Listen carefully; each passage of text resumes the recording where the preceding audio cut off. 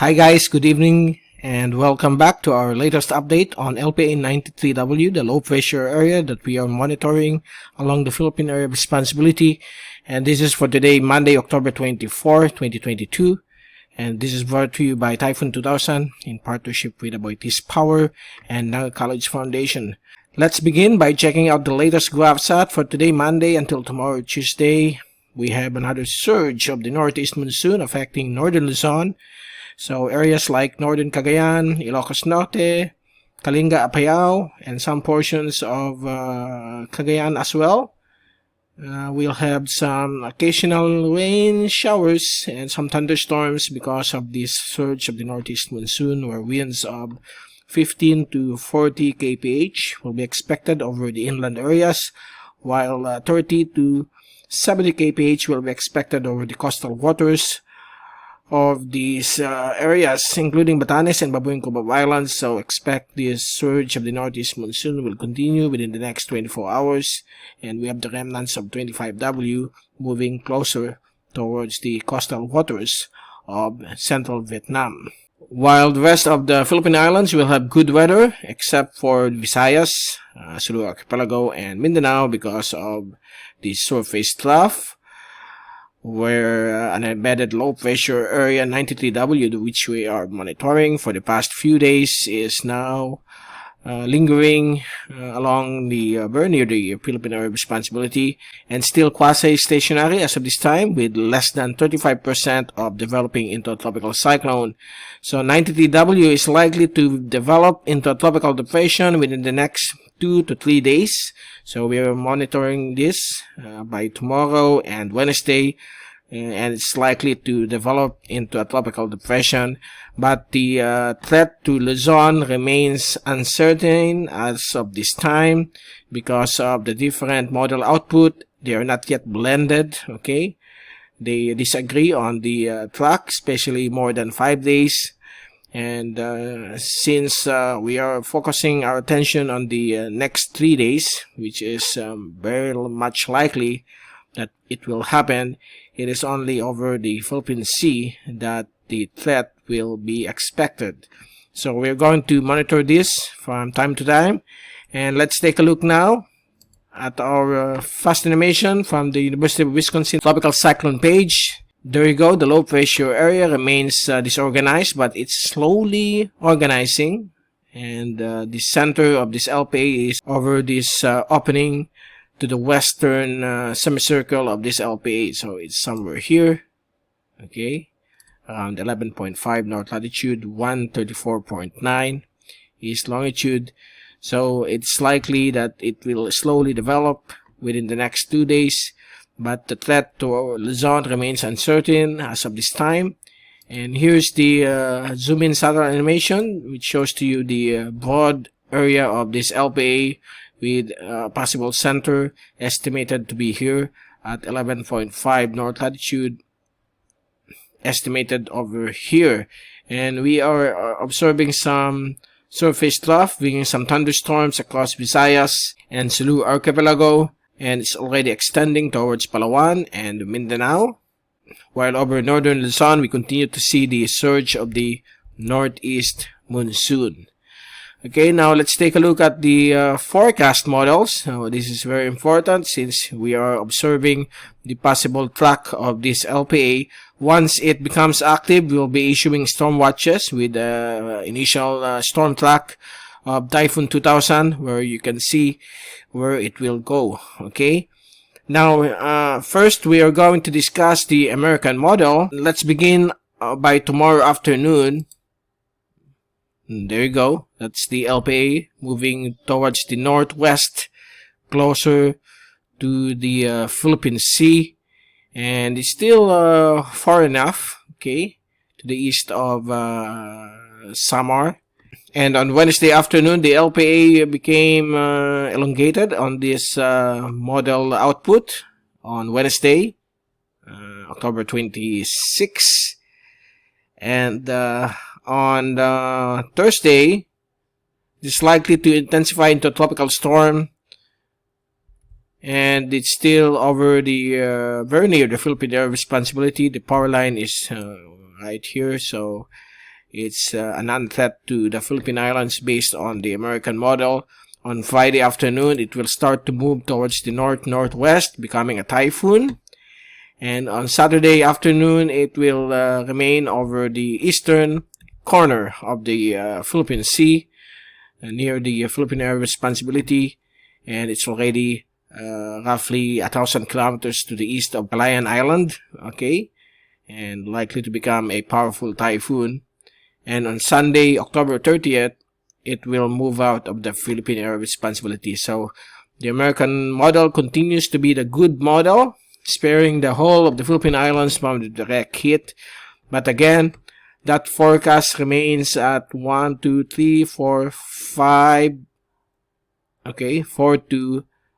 6 days. So the uncertainty is quite high still, but let's see if it will remain the same once we enter the 3-day forecast period, okay, or forecast outlook. So it's good for the American model. That's a check.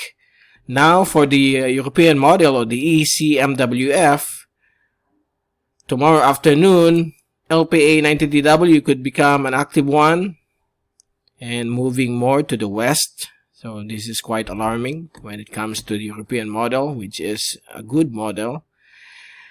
But it's becoming a bad model for us since it will affect the eastern coastline of Luzon, including the Bicol region, if the track continues. But there's some slight good news for the Bicol region based on this new output.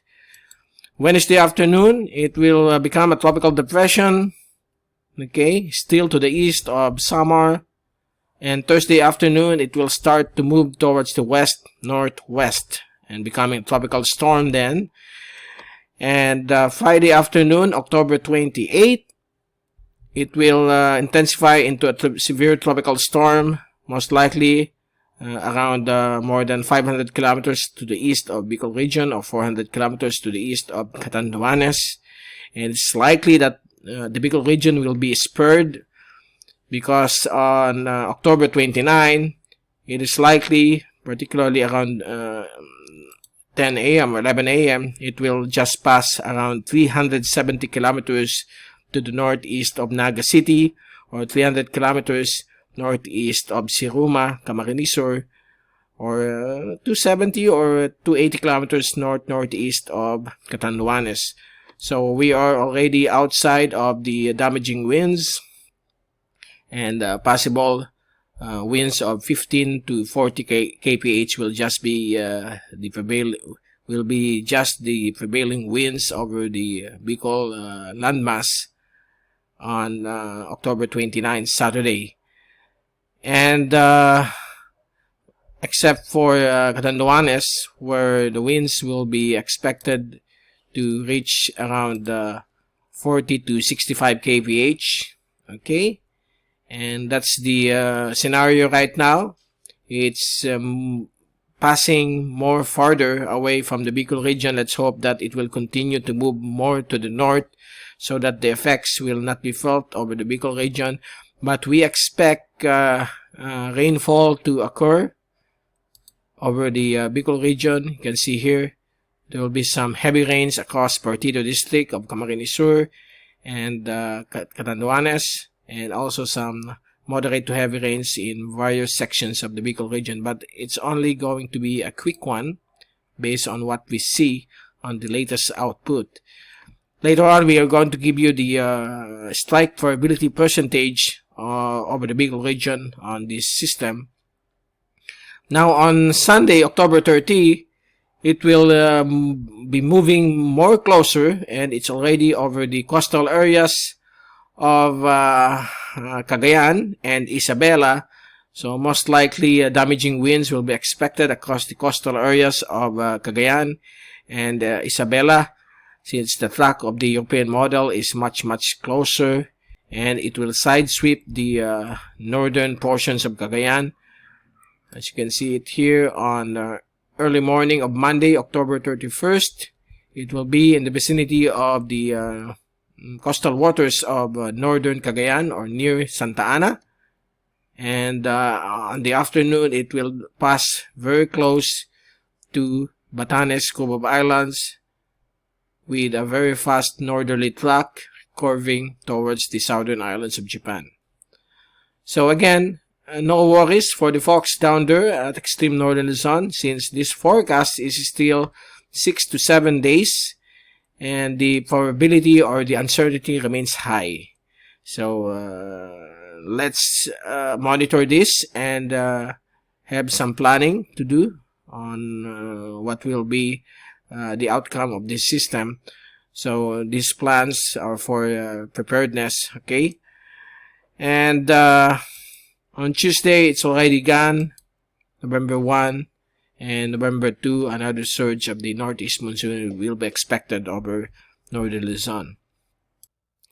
Now let's take a look at the latest ECMWF strike probabilities on LPA 93W. Right now, the Bicol region on between October 29 to October 30 remains at 30 to 50%, except for Catanduanes and the Partido district. They are between 50 to 60% strike probability.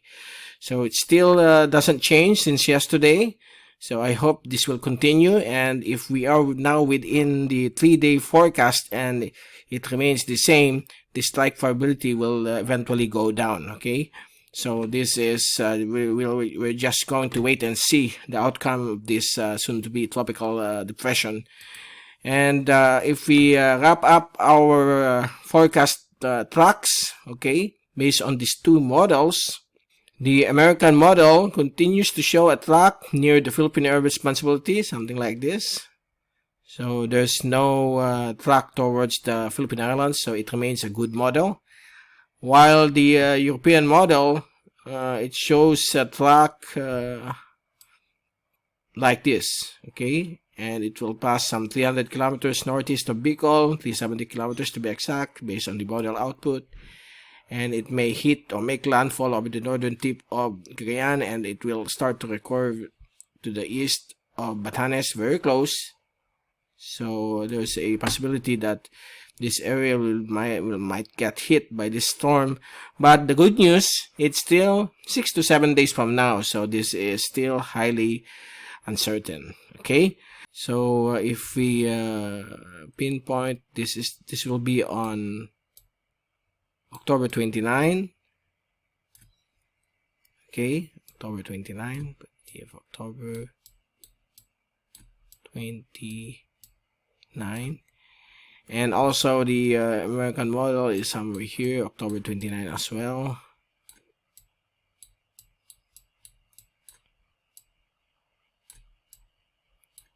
Okay, pardon my script. Okay. My drawing. So this gonna be 5 days from now. So we stick on the 3-day forecast. So the 3-day forecast is somewhere here. This is remain at high probability, while the what happened? The 4 to 7 day forecast, this is at low probability. So anything can happen still on the 4, 5, 6, 7 to 10 days. The probability is still at low. Okay, so wait and see. We will observe the development of this system in the coming days. And by tomorrow, let's still hope and pray that it will be the same. And folks over extreme northern Luzon, let's all pray that the track will move more to the east, so that you will not get affected by this possible typhoon. So let's all pray, and when we return tomorrow, let's hope that the forecast remains the same, remains at safety levels, okay, or safe levels when the storm will pass to the east of the Philippine Islands. I hope it will remain over water, okay? Again, this is Mike Padua saying good night. Stay safe always. Hashtag weatherwiser, hashtag typhoonwiser, and thank you so much for watching our channel.